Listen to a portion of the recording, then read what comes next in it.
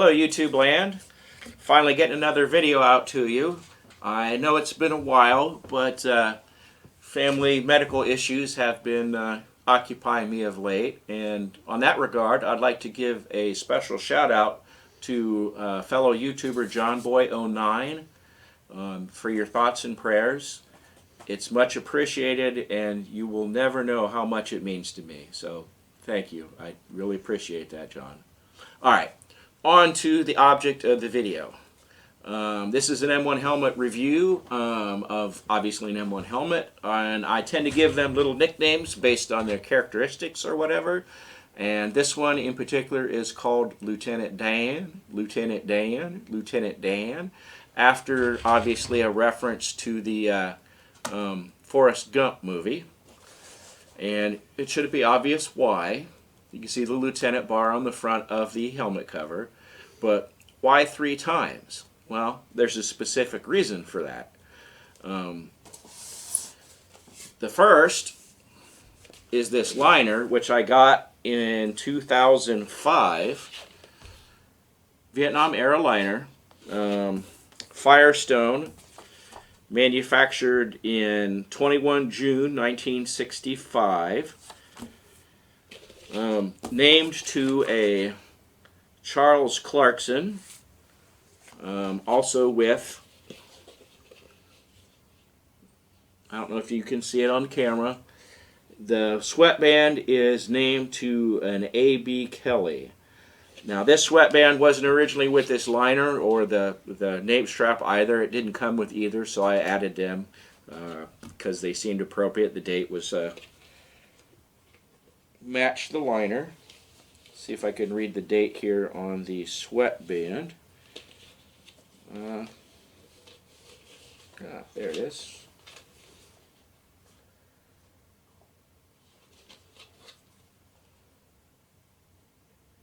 Looks like 1965, or well, 65.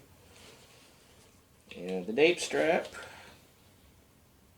not surprisingly, is unreadable. Well, this was one of the earliest post-World War II liners that I got.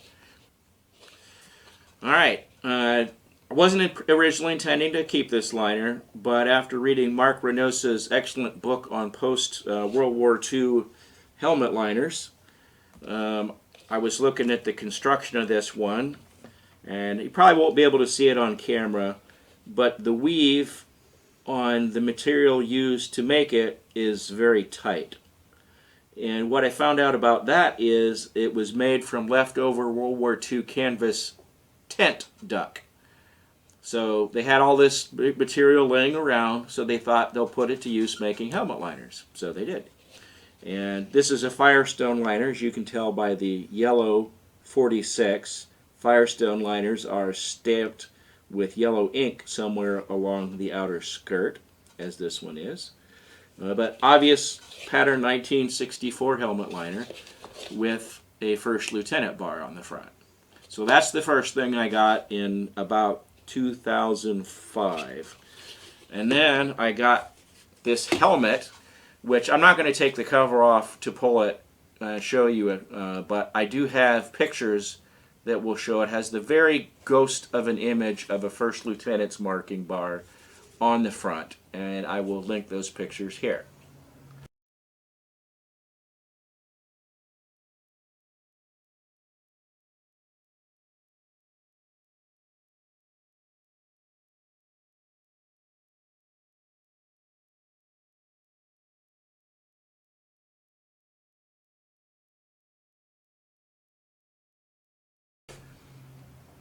So I saw that, and I saw the liner. I thought, yeah, maybe I'll stick them together. I hadn't decided if I was going to keep it or sell it, so I held on to it for a while. Oh, by the way, the lot number of the helmet is M248A, making it a Korean-era produced McCord helmet, which what it means, it would have had the light sand finish with olive drab T1 clips.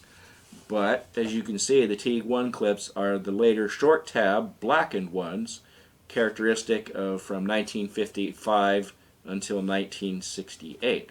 So early Vietnam. And the helmet has been repainted with, I don't know if you can see it there, the darker kind of almost shiny green associated with Vietnam.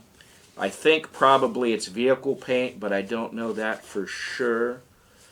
But as the picture showed on the front is the very ghosting of an image of a first lieutenant's bar. So then, at a later date, 2007, in another lot, I got this helmet cover. And it was just kind of all wadded up, turned inside out on the brown side. And luckily, it had the camouflage band stuck in it. So I pulled it out, and kind of stuck on the band was this first lieutenant's bar. Nice subdued Vietnam-era first lieutenant's bar. Just kind of stuck over the edge of the band. And I'm like, oh, okay, well, that's a nice little bonus.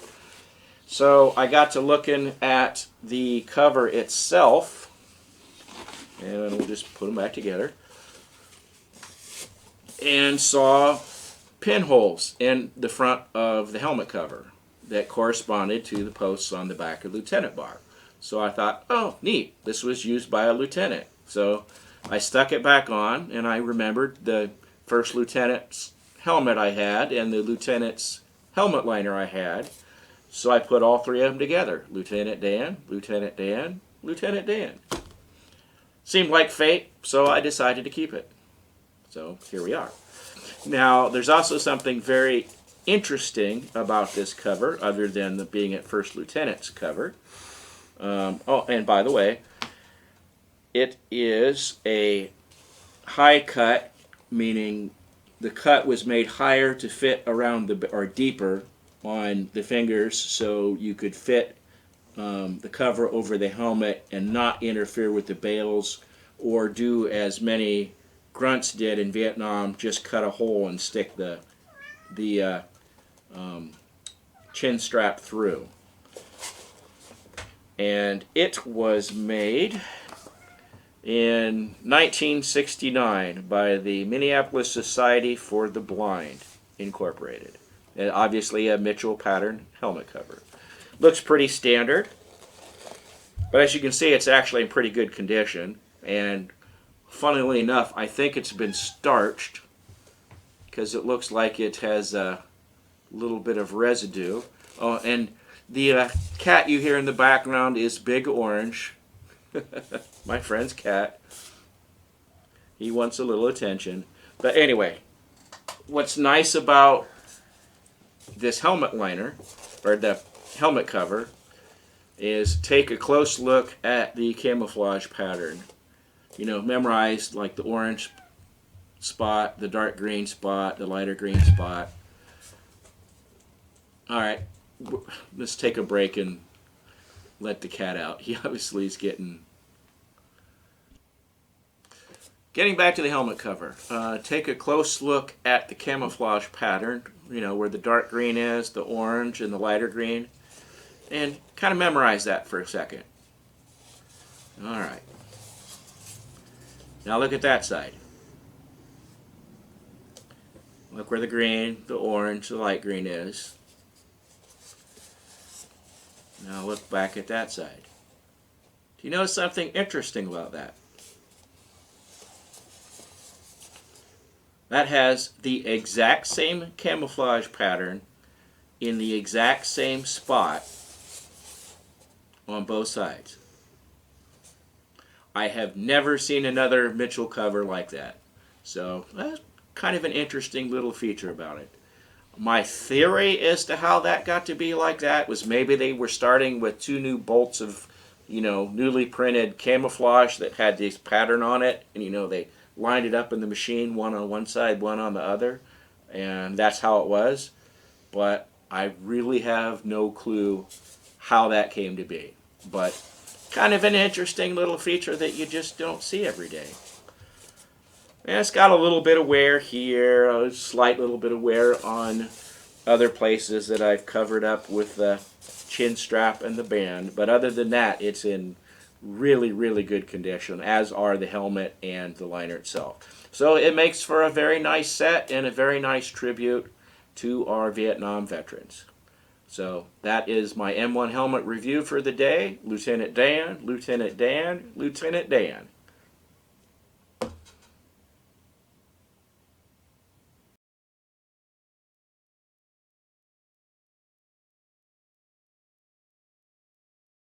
Wasn't really planning on keeping it, but then I read